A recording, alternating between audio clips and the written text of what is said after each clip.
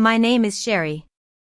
Standing on the graduation stage, I was supposed to be embracing the pinnacle of my academic journey, but instead, chaos erupted.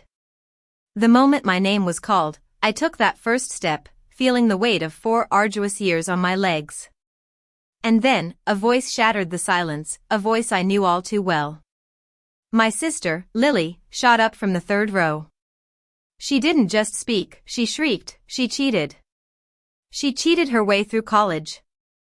Suddenly, the 3,000-strong audience froze. Heads swiveled in an instant, and phone cameras were raised like a sea of black rectangles. I saw the horror on the professors' faces, but what I noticed most were Lily's eyes. They were filled with triumph, as if she had finally managed to destroy me in front of everyone I held in high regard. My heart felt like it was on fire in my chest. I had an overwhelming urge to run, to disappear into thin air. But I refused to yield. I straightened my back and kept my eyes forward, because I knew something she didn't. I had the evidence in my hand, the only thing that could stop her. I wasn't the shrinking little sister anymore. Let me take you back to my childhood. I grew up in a small town called Millfield. It was a place where the charm of old-fashioned houses was overshadowed by the tension in my family. Our home was a large, creaky farmhouse with a wrap-around porch, but inside, the air was always thick with unspoken words. Lily is 3 years older than me. Since I could remember, she was the center of the universe in our family. She was the life of the party, with a smile that could light up a room. She was the one who won every school competition, the one who got all the praise from our parents. I, on the other hand, was the quiet one. I loved to read and spend time in my own little world. I remember one Christmas when I was 10. I had spent weeks making a handmade gift for my parents. It was a photo album filled with pictures of our family. I was so excited to give it to them. But on Christmas morning, Lily got a brand new bike. All the attention was on her.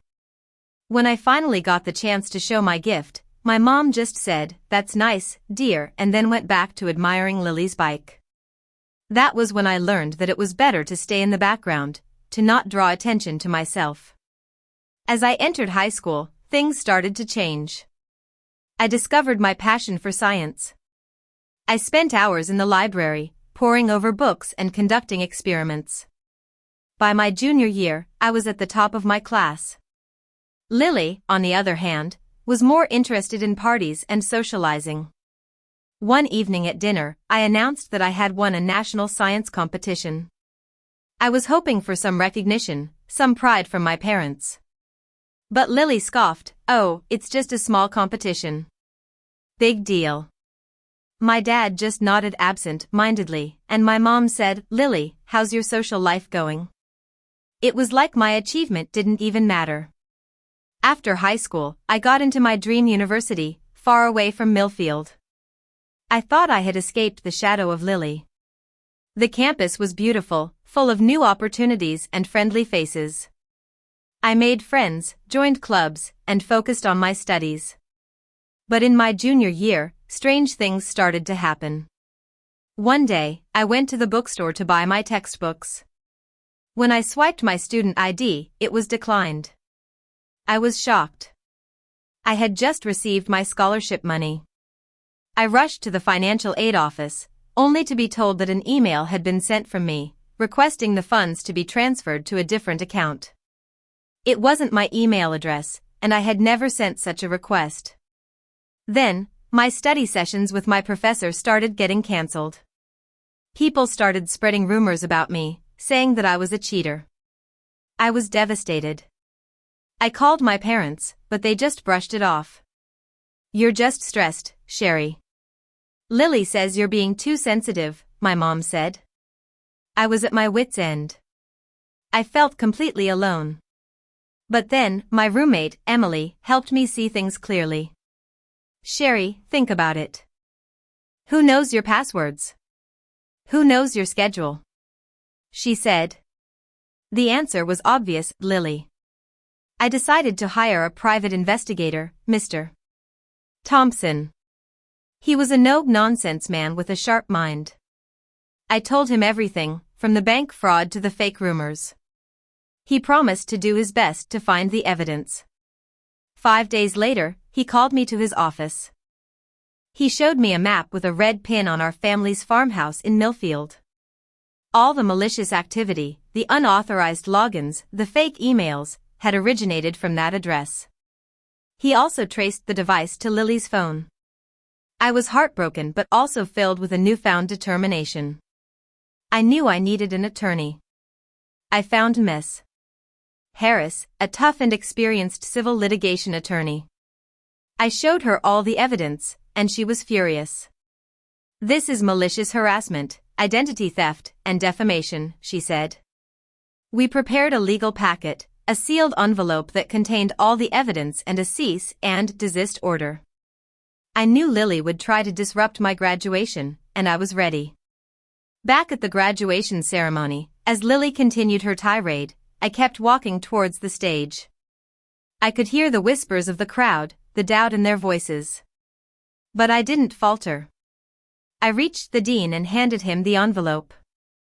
"Dean, please open this. It explains everything. And check the metadata logs on page 4, I said calmly. I also informed him that Lily was violating a pending restraining order. The dean opened the envelope and started reading. His eyes widened as he took in the evidence. He looked at Lily and then at me, and there was a new respect in his eyes. "Remove her," he boomed through the microphone. The security guards rushed towards Lily. She started to panic, screaming and flailing. "You're making a mistake. She's the liar," she cried. But it was too late. The crowd had seen the truth. They started booing Lily, and I stood there, holding my diploma, feeling a sense of relief and victory. After the ceremony, Miss Harris informed me that Lily had been detained. We decided to press all charges against her. The university launched an investigation, and with the bulletproof evidence, it was clear that Lily was guilty of identity theft and harassment. My parents were in shock. They called me, begging me to forgive Lily. But I couldn't. I had been through too much. I told them that I needed space, that I couldn't be around them as long as they continued to side with Lily. It's been 2 years since that day. I now live in a small apartment in a quiet town near the university. I work as a researcher at a local science institute. I have a few close friends who support me. I still have nightmares sometimes, but I remind myself that I'm stronger than I used to be. I've learned that I don't have to shrink anymore.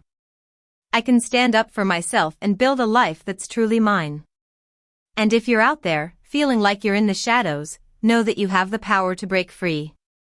The air of freedom is waiting for you on the other side.